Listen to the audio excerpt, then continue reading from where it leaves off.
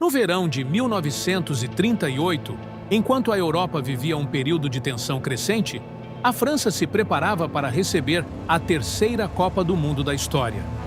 O torneio ainda era relativamente novo.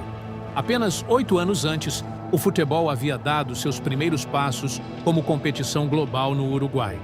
Agora, pela primeira vez, a Copa retornava ao continente europeu em um momento particularmente delicado. A década de 1930 transformava rapidamente o cenário político internacional. Regimes autoritários se fortaleciam, fronteiras eram redefinidas e o clima de instabilidade se espalhava pelo continente. Poucos meses antes do início do torneio, a Alemanha havia anexado a Áustria no episódio conhecido como Anschluss. A consequência imediata também chegou ao futebol. A seleção austríaca, considerada uma das mais fortes da Europa e conhecida pelo apelido de Wunderteam, deixou de existir. Alguns de seus jogadores foram incorporados à seleção alemã, enquanto outros desapareceram da competição. Ao mesmo tempo, outro episódio mostrava que o Mundial ainda carregava tensões entre continentes. O Uruguai, campeão da primeira Copa do Mundo em 1930, decidiu não participar do torneio. Apesar dessas circunstâncias, o futebol continuava se expandindo. Delegações viajaram longas distâncias para disputar o campeonato, muitas vezes enfrentando jornadas exaustivas. A seleção brasileira, por exemplo, cruzou o Atlântico em um navio durante semanas. A viagem era lenta e os treinos aconteciam de forma improvisada no convés da embarcação. A França organizou o torneio em várias cidades, transformando estádios e praças em pontos de encontro para torcedores de diferentes países. Nas arquibancadas, o público refletia o estilo da época. Homens vestiam ternos e chapéus, enquanto mulheres compareciam com vestidos formais e luvas. A imprensa também começava a desempenhar um papel cada vez mais importante. Fotógrafos acompanhavam as seleções e registravam imagens que rapidamente circulavam pelos jornais europeus. As transmissões de rádio levavam a emoção das partidas para bares e cafés lotados, onde grupos de torcedores se reuniam ao redor de aparelhos de rádio para acompanhar cada lance narrado ao vivo. Dentro de campo, o torneio produziu alguns dos episódios mais curiosos da história das Copas. Um dos jogos mais lembrados aconteceu logo na primeira fase. Brasil contra Polônia.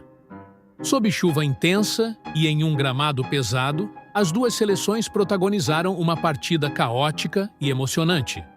O resultado final foi 6-5 para o Brasil, em um dos confrontos com maior número de gols já registrados em Copas do Mundo.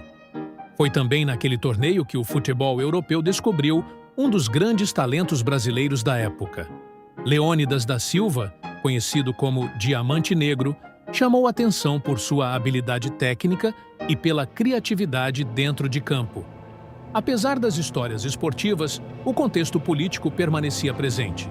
Em muitas cidades europeias, manifestações nacionalistas e discursos políticos se tornavam cada vez mais frequentes.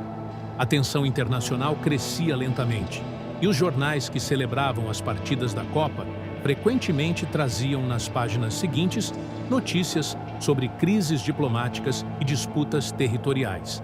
A final do torneio foi disputada em Paris. A seleção italiana, que já havia conquistado o título em 1934, entrou em campo como uma das equipes mais fortes do futebol europeu. A vitória por 4-2 garantiu à Itália seu segundo título consecutivo e consolidou o país como uma potência esportiva naquele período. No entanto, com o passar do tempo, o significado histórico daquele torneio se tornaria ainda mais profundo. A Copa de 1938 acabou sendo o último campeonato mundial disputado antes da Segunda Guerra Mundial. Durante 12 anos, o futebol mundial ficaria sem Copa do Mundo. As edições previstas para 1942 e 1946 foram canceladas. Apenas em 1950, no Brasil, o torneio voltaria a ser realizado. Por isso, A Copa de 1938 ocupa um lugar singular na história do futebol. Mais do que um torneio esportivo, ela acabou se tornando um registro visual do último verão europeu antes da guerra. Um momento em que o mundo ainda tentava preservar a aparência de normalidade, mesmo diante das mudanças que já se aproximavam.